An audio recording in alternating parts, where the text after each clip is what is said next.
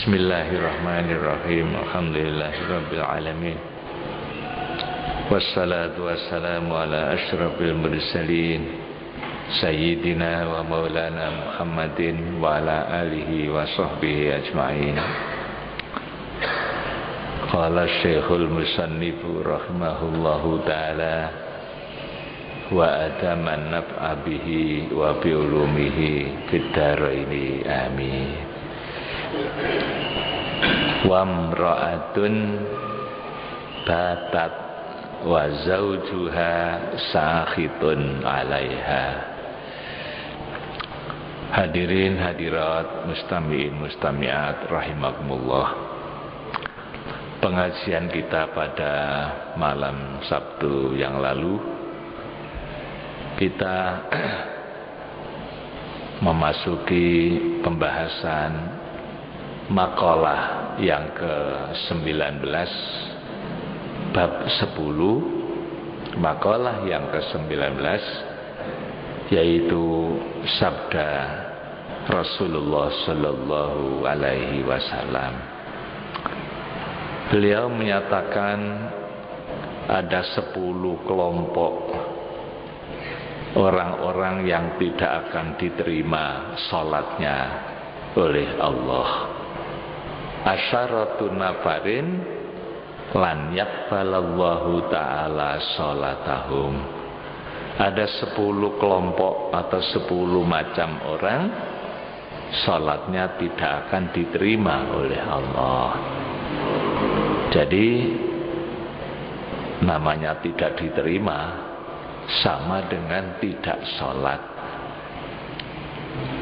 Kalau tidak sholat, apa yang dipakai nanti untuk kehidupan di surga? Tidak ada. Maka orang itu tidak bisa tinggal di surga, berarti menjadi penghuni api neraka. Naudzubillah. Salatnya tidak diterima. Siapa itu? Yang pertama adalah rajulun shalla wahidan bi ghairi qiraatin, yaitu orang yang salat tidak membaca apa-apa. Salat kok tidak membaca surat Fatihah, ya salatnya tidak sah, tidak akan diterima oleh Allah Subhanahu wa taala. Salatnya tidak sah. Yang kedua, warajulun la yu'addi zakat, orang yang tidak menunaikan zakat, tidak membayar zakat, padahal dia sudah wajib mengeluarkan zakatnya karena sudah memenuhi syurutul wujub, syarat wajib zakat, yaitu memiliki harta minimal 1 nisab. Kalau zakat mal itu umurnya sudah 1 tahun, haul. Yang ketiga, milkut tam, harta itu milik murni, milik sendiri. Itu namanya syarat wajib zakat. Jadi kalau sudah memenuhi syarat 3 ini, orang itu wajib mengeluarkan zakatnya. 1 nisab sudah terpenuhi, sudah 1 tahun, haul, dan harta itu milik sendiri, maka wajib dikeluarkan zakatnya 2,5%. Kok tidak dibayar? Ya, zakat itu bukan milik dia, milik orang lain, merupakan hak fakir miskin. Kok tidak dikeluarkan? Sama dengan memakan harta fakir miskin. Maka orang itu sholatnya tidak akan diterima. Di samping itu, sholat itu gandeng dengan zakat. Allah di dalam Al-Quran selalu menggandeng, ya, aqimus sholah wa atuz zakah, ya, tegakkan sholat dan bayarlah zakat. Itu gandeng. Artinya tidak bisa dipisah. Kalau orang itu sholat tapi tidak bayar zakat, sholatnya tidak diterima. Atau juga ada orang bayar zakat, zakatnya dibayar, nggak sholat, ya zakatnya nggak diterima apa-apa. Jadi sholat dan zakat itu gandeng, ya. Sholat itu untuk berbuat baik kepada Allah, zakat itu untuk berbuat baik kepada manusia. Hablum minallah, hablum minan nas, harus sama baiknya. Tidak boleh hanya cukup baik kepada Allah, tapi kepada manusia tidak baik, Allah tidak akan menerima. Jadi yang kedua adalah orang yang tidak menunaikan zakat, salatnya tidak diterima. Yang ketiga, warajulun ya ummu kauman wahum lahu karihun, yaitu imam yang tidak disukai oleh makmumnya. Ya, jadi imam tapi makmumnya tidak senang, itu salatnya tidak akan diterima. Ya mungkin tidak senang itu karena apa ya? Tidak tahu. Ya mungkin salatnya masih belum bagus kok jadi imam, bacaannya tidak benar, atau mungkin karena tidak pantas jadi pemimpin, karena imam itu kan pemimpinnya. Kalau jadi pemimpin oleh masyarakatnya tidak disukai, maka salatnya orang itu tidak diterima oleh Allah. Yang ketiga. Yang keempat, warajulun mamlukun abikun, orang yang jadi budak kemudian minggat, atau kalau di sini pembantu rumah tangga minggat. Jadi keluar dia tanpa izin kepada yang memiliki. Kalau budak itu kepada majikannya, ya, itu tidak diterima salatnya. Kemudian yang kelima, warajulun syaribul khamri mudminun, orang yang suka mabuk dan tidak tobat, terus menerus dia itu mabuk karena sudah tidak bisa meninggalkan mabuk saja. Dia tidak berhenti-hentinya mabuk, namanya mudminun. Ya, mudminun, yaitu orang yang tidak ada henti-hentinya mabuk, salatnya tidak akan diterima. Nah, kemudian berikutnya lagi di sini wamro'atun, lan wong wadon, wanita, batat kang nginep sapa imro'ah, wa zaujuha hale utawi bojo lanange imro'ah iku sahitun, muring-muring, ngumel-ngumel, muring-muring, marah-marah, alaiha ing atase imro'ah. Jadi wanita yang dimarahi oleh suaminya, mungkin karena sesuatu yang menyebabkan suaminya jengkel gitu ya, dia mungkin tidak taat atau bagaimana, maka wanita semacam itu tidak diterima salatnya. Qala alaihi salam, ngendika sapa Kanjeng Nabi alaihi salam dalam hadis lain, ya, hadis lain ini untuk mendukung, menguatkan hadis itu.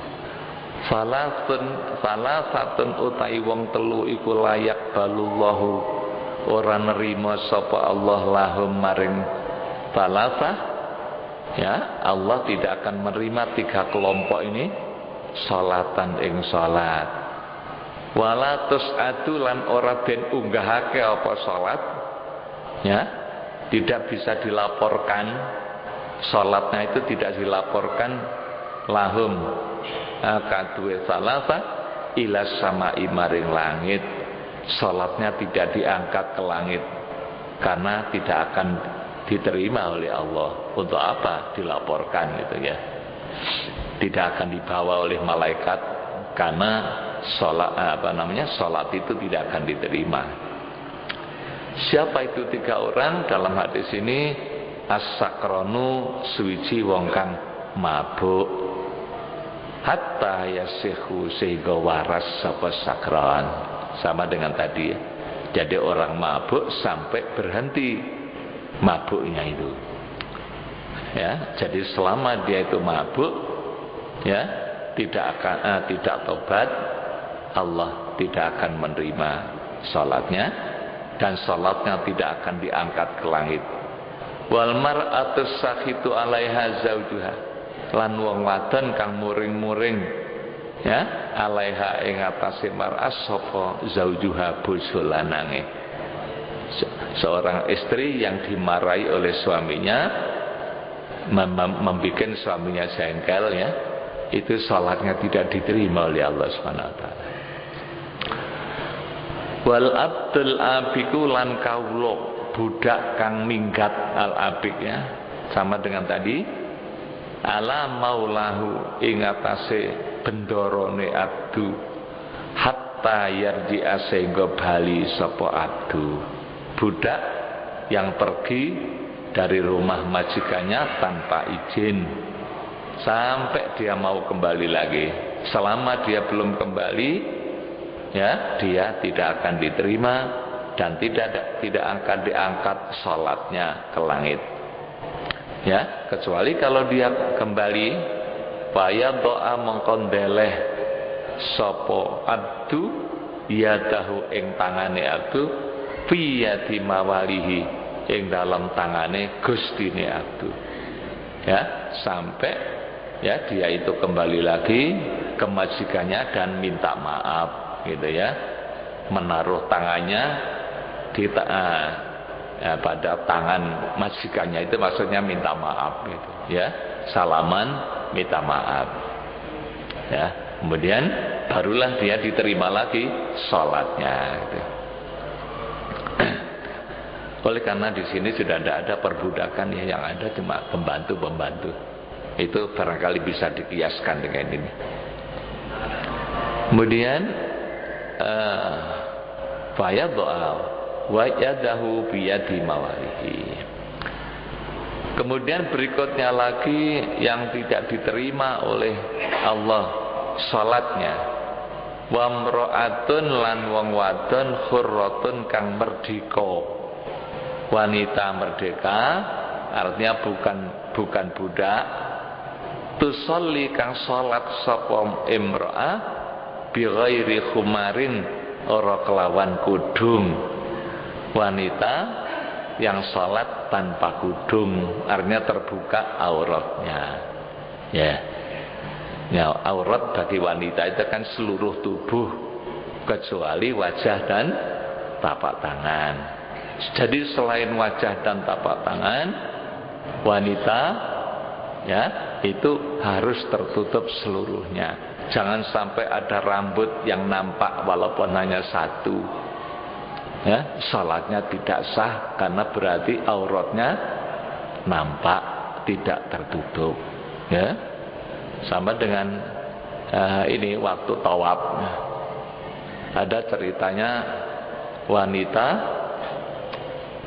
haji, kemudian pada saat tawaf itu rambutnya keluar satu, maka tawafnya tidak sah, ya. Kalau tawafnya tidak sah, pulang tidak membawa haji, jadi tidak boleh dipanggil hajah, gitu, ya, karena hajinya tidak sah. Tawaf itu sama dengan sholat, ya, artinya syarat-syaratnya harus menutup aurat, harus suci dari hadas besar, hadas kecil, gitu, ya. Ini ada ceritanya begitu. Wanita yang pada waktu tawaf itu rambutnya nampak satu, itu tawafnya tidak sah dan hajinya tidak sah. Nah, sholat juga begitu. Maka bagi ibu-ibu ini merupakan suatu ketentuan, ya. Jadi harus hati-hati, jangan sampai terbuka rambutnya, karena rambut itu termasuk aurat.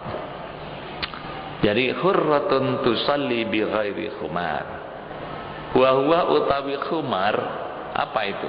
Iku saubun pakaian tughti kang nutupi bihi kelawan saubun sapa almar'atu wong wadon ra'saha ing sirahe mar'ah, ya. Jadi kain atau pakaian yang menutup kepala, ya. Kalau ibu-ibu kan sudah pandai itu, ya, yaitu pakai mukena yang sedemikian rupa, ya, kepalanya tertutup, bahkan seluruh tubuhnya tertutup selain wajah dan tapak tangan.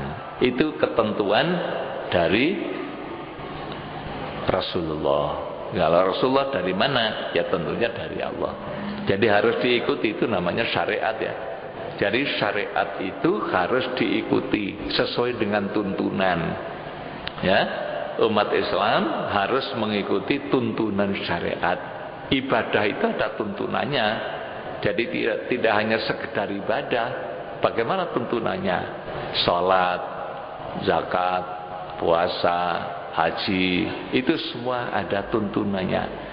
Maka kita wajib mempelajari syariat-syariat tadi itu. Kita wajib ngaji. Tidak cukup hanya meniru-niru orang saja.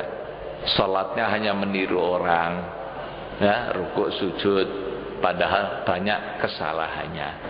Ya, ada orang salat tidak tomak ninah, ya, maka salatnya tidak sah. Jadi karena tidak mengikuti tuntunan Kanjeng Nabi. Ada seorang sahabat namanya Hudzaifah bin al-Yaman. Sahabat Hudzaifah ini pada suatu saat keluar negeri. Kemudian di negeri orang itu beliau masuk ke sebuah masjid, salat berjamaah. Kemudian di masjid itu beliau melihat ada orang jamaah yang salatnya tidak benar, ya, salatnya tidak benar, tidak sesuai dengan tuntunan syariat. Kemudian setelah selesai salat oleh sahabat Abu Hudzaifah bin al-Yaman, orang itu ditanya, Pak, cara Jawane panjenengan salat model ngoten niku sampun pinten taun? Ya, panjenengan salat niki sampun pinten taun? Sampun sekawan dosa taun. Ya.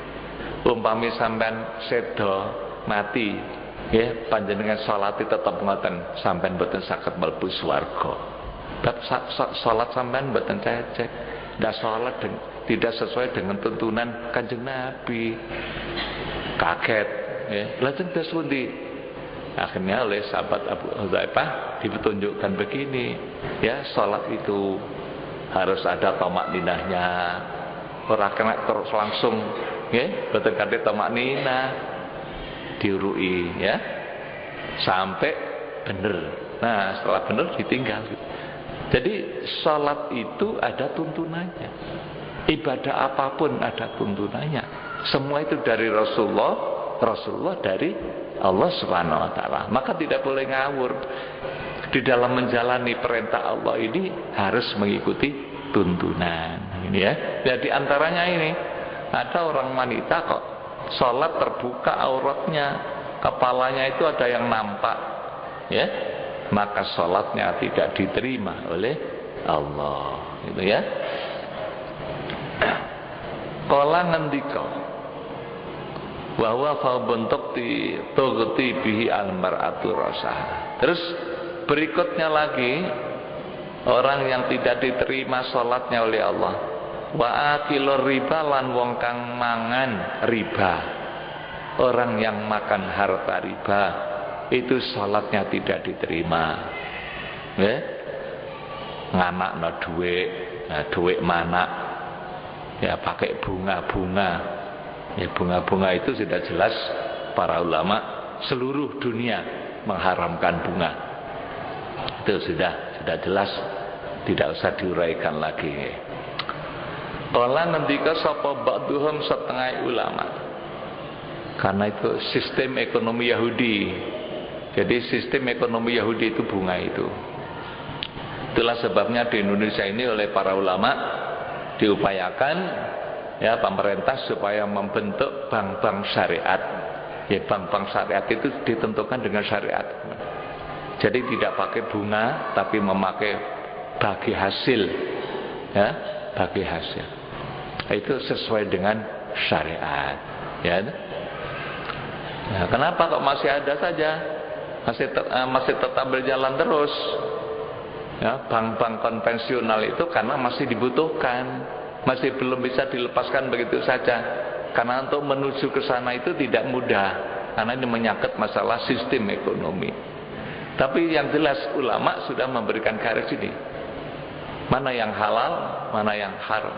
Ya sekarang umat Islam mana yang dipilih, hanya gitu saja. Ulama sudah memberikan petunjuk. Karena kalau ulama diam saja, ulama dosa. Ini sudah memberikan alternatif itu. Kok isi tetap aja? Ya itu salahnya sendiri. Itu aja. Di Indonesia sudah ada namanya DSN, Dewan Syariat Nasional. Ya, jadi pusatnya di Jakarta. DSN, Dewan Syariat Nasional. Itu sistem-sistem perbankan itu seperti deposito, ya, kemudian macam-macam yang lain itu semuanya itu sudah sekarang diadakan alternatif namanya syariah, ya toh? Maka bagaimana hukumnya deposito? Ya deposito itu kalau sudah syariat ya halal gitu. Jadi itu hanya namanya saja itu. Sekarang sistemnya yang penting itu. Kalau sudah sesuai dengan syariat ya sudah halal. Sekarang ada deposito syariah, kemudian ada namanya surat berharga syariah, sukuk negara, ya, obligasi syariah. Kalau sudah memakai syariat ya berarti halal. Kemudian ada lagi gadai syariah. Jadi semuanya sekarang sudah diatur ya, oleh DSN itu sudah. Nah, jadi sistem perbankan itu semuanya disesuaikan dengan syariat ya. Selama masih pakai sistem bunga tidak dibenarkan. Itu adalah Islam. Ya, kalau ingin selamat ya jangan menggunakan riba gitu ya.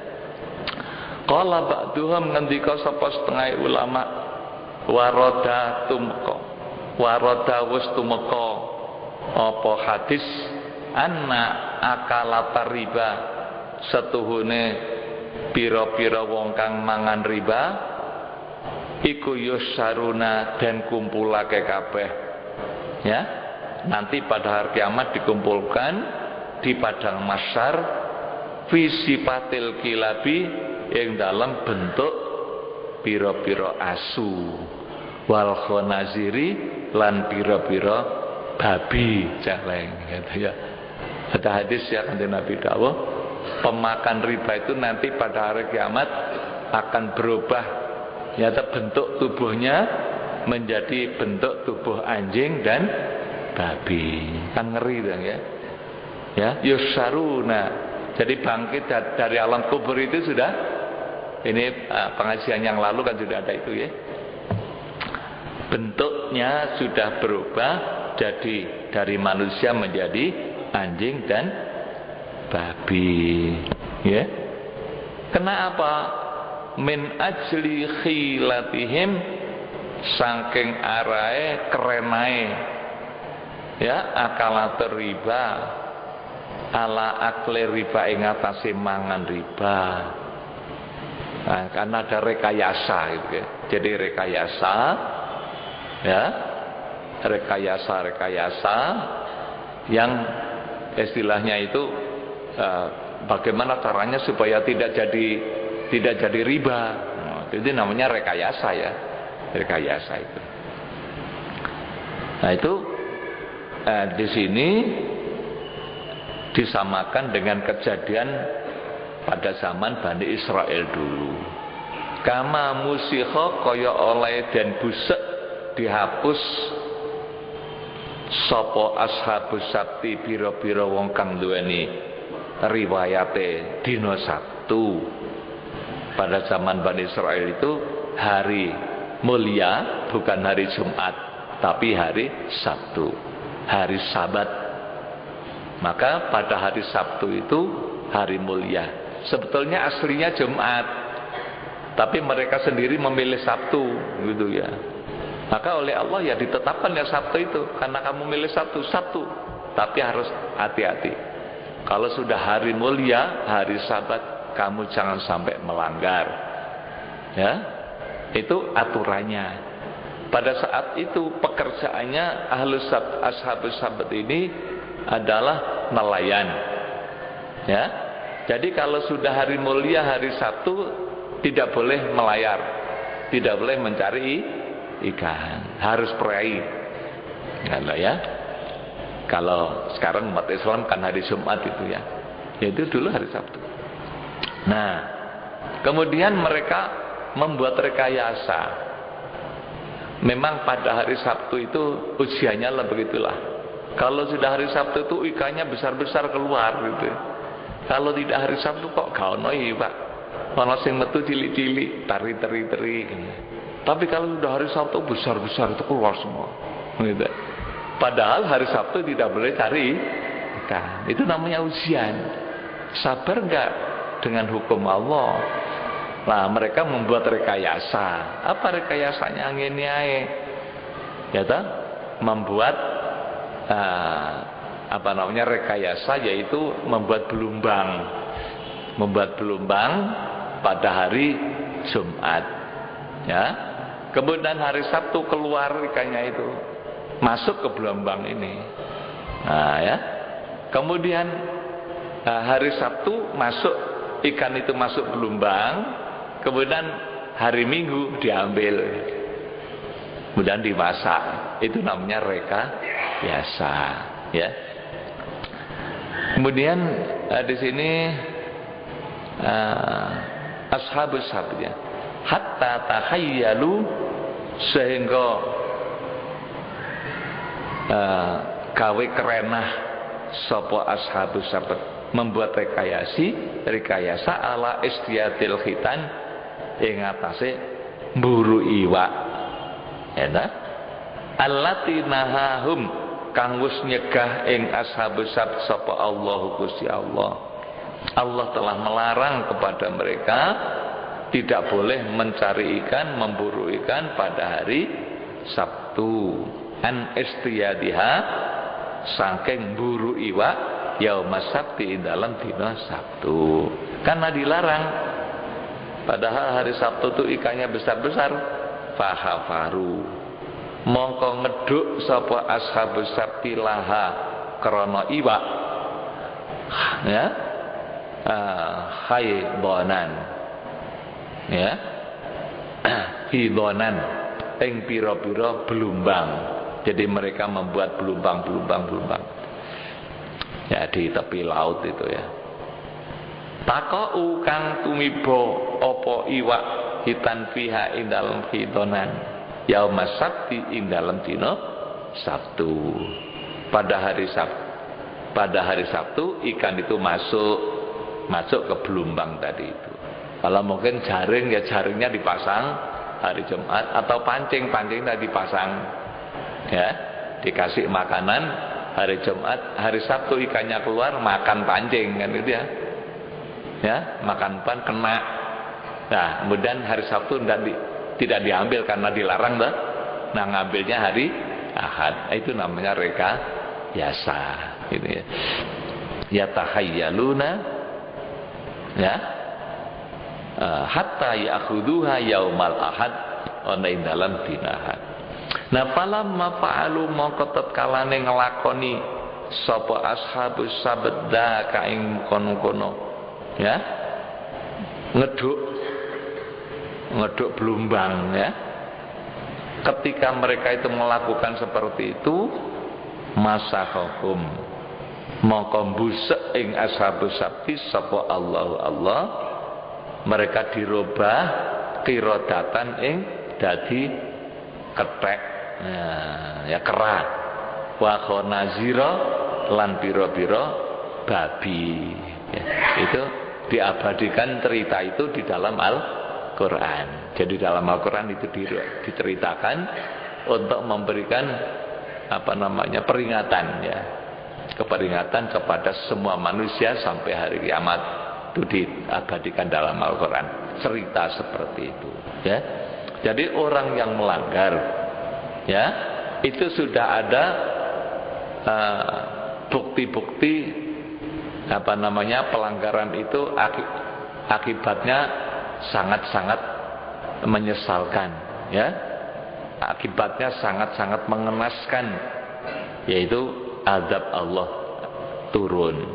Nah, itu cerita zaman dulu itu pasti akan terulang ya bagi siapapun yang melanggar. Kalau mungkin masih selamat, itu hanya sementara saja selamat itu. Ya, paling tidak nanti hari kiamat akan dirubah bentuknya menjadi anjing dan babi. Wa hakadza lanhu ilinga kaya mengkono mazkur alladzina wong akeh ya tahayyaluna kang padha gawe kerenah sapa ladzina ala riba ing atase riba. Demikian juga orang yang membuat rekayasa riba bi anwa'il khiyali kelawan pira-pira warnane kerenah. Fa inna Allah taala karena stune Gusti Allah taala iku layah pa ora samar alaihi ngatasi Allah. Tidak ada yang samar bagi Tuhan. Allah Maha tahu. Tidak ada yang tersembunyi. Allah Maha tahu. Layah pa alaihi khiyalul mukhtalin, rekayasane pira-pira wong kang gawe rekayasa ya. Kaza kaya mengkono mazkur nukila dan nukil minaz zawajiri saking kitab Az-Zawajir ya, yaitu kitab yang menerangkan tentang larangan-larangan yang menyebabkan siksa Tuhan yang harus dijauhi. Kemudian wal imamul jairu lan imam pemimpin kang nyeleweng. Ini berikutnya orang yang tidak diterima sholatnya oleh Allah, yaitu al-imamul jair, pemimpin yang nyeleweng ya, yang tidak adil. Seorang pejabat pemerintah ya, yang tidak adil, tidak taat ya, tidak sesuai dengan tuntunan agama. An Abi Dzarrin, ada hadis ya, dan riwayatake saking Abi Dzar kala ngendika Abi Dzar, sami'tu krungu sapa ingsun Rasulullah ing Rasulullah sallallahu alaihi wasallam yaqulu hale dawuh sapa Rasul ya. Tentang pemimpin ini ada hadis khusus ya, pejabat pemimpin pemerintahan ya.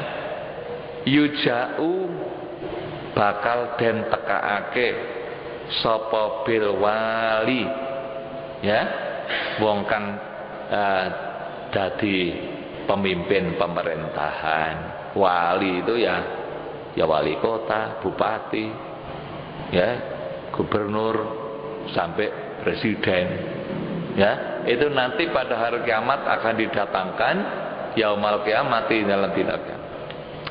Terus fayun batu mongko dan buang sapa bihi ya wali ala jasrin ing atase kenteng atau jembatan ala jasri jahannama ing atase kentengin neraka jahanam. Jadi di atas neraka jahanam itu nanti akan dipampangkan jembatan di atas api ya, api neraka ya. Kemudian pemimpin tadi itu ketika melewati ini jembatan itu, bayar taju mongko goyang-goyang obah-obah ya, bihi kelawan wali opo al jasru jembatan, irtijajatan kelawan obah-obah teman. Jadi ketika jembatan tadi itu dilewati ya oleh pejabat-pejabat tadi itu, jembatan itu goyang itu ya, gonjang ganjing irtijajatan. Nah, layab kok ora tetep minhu saking ya wali apa marsalun adon-adon illa zala kejaba kepreset ya, apa mafsal an makanihi saking panggonane mafsal. Jadi tidak ada orang yang lewat di jembatan itu dari pejabat tadi itu ya yang bisa tenang. Jadi kakinya itu goyang-goyang-goyang ya, karena jembatannya goyang gitu, dia ikut goyang-goyang gitu ya. Itu kata Rasulullah ya. Nah, fa in kana mongko lamun ana sapa wali pemimpin pemerintah itu ya, iku mutian wong kang taat lillahi maring Allah fi amalihi ing dalam amale wali ya madho mongko liwat sapa wali ya apabila dia itu walaupun jadi pemimpin pemerintahan tapi jujur ya sesuai dengan aturan taat kepada Allah maka dia bisa selamat sampai ke surga gitu ya. Nah itu memang resikonya ya, resikonya itu resikonya seorang pemimpin ya, itu pemimpin yang taat, pemimpin yang baik. Tapi wa ingkana lan lamun ana sapa waliku asyan duraka, apabila pemimpin tadi itu dosa maksiat tidak taat kepada Allah, in kharaka mongko bedah bihi kelawan wali apa al jasru jembatan. Ya, kalau dia itu durhaka maka jembatan itu ambrol gitu ya. Kalau dia itu walaupun goyang ya, tapi dia masih selamat, masih bisa sampai ke surga. Tapi kalau dia tidak taat, tapi durhaka, jembatannya ambrol. Itu kata Rasul ya dalam hadis ini. In kharaqa bihi al-jasr fayuhwa mongko den segurake sapa bihi ya wali fi jahannama ing dalam neraka jahanam, kemudian itu masuk ke neraka jahanam miqdara khamsina alfa amin ya ing dalam kira-kira 50.000 tahun ya. Jadi masuk di dalam neraka jahanam selama 50.000 tahun ya, 50.000 tahun. Khamsina alfa amin. Jadi masuk ke dalam neraka jahanam 50.000 tahun. Begitu hadis ya. Itulah para bapak ibu mustamiin mustamiat rahimakumullah, patut sekali kita itu takut kepada Allah. Jangan sampai melanggar. Kita harus taat. Apa yang diperintah Allah kerjakan dengan baik. Apa yang dilarang oleh Allah jauhi. Insyaallah mudah-mudahan kita semuanya diberikan keselamatan oleh Allah Subhanahu wa taala. Salat kita mudah-mudahan diterima oleh Allah. Amin ya rabbal alamin. Allahumma shalli ala Muhammad maulaya sholli wa sallim iman abada ala habibika khairil khalqi kullimi faqad nabina fi khalqin wa fi khuluqin walam yutanuhu fi ilmin wala karomi maula ya sholli wa sallim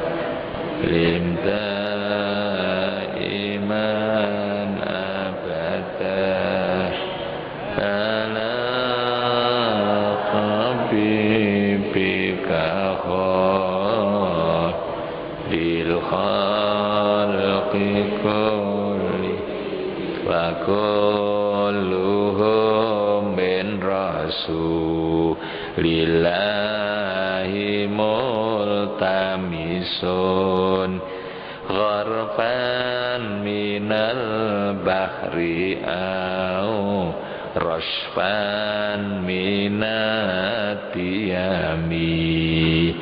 maula ya sholli wa sallim daiman abada ala habibika khairil khalqi kullihim wa waqifuna ladai inda khatimi min nuqtatil ilmi aw min syaklatil hikami maula ya salli wa sallim daiman abada ala habibika khairil khalqi kullihim huwal habibul ladzi turja syafa'atuhu likulli hawlim minal ahwali muqtahami ya Rabbi bil Mustafa baligh maqasidana wa ghafir lana ma madha ya wasi'al karam Allahumma anfa'na bima wa 'allimna ma yanfa'una ya Allah Allahumma zidna ilman nafi'a wa qalban munawwara wa fahman sahiha wa lisanan nasiha wa diqadan yaqina Allahumma ij'alna 'aliman bi ilmik wa salihan bi ibadatik Rabbana atina fid dunya hasanah wa fil akhirati hasanah wa qina adzabannar wa sallallahu ala sayyidina Muhammadin wa ala alihi wa sahbihi wasallam walhamdulillahi rabbil alamin wassalamu alaikum warahmatullahi wabarakatuh.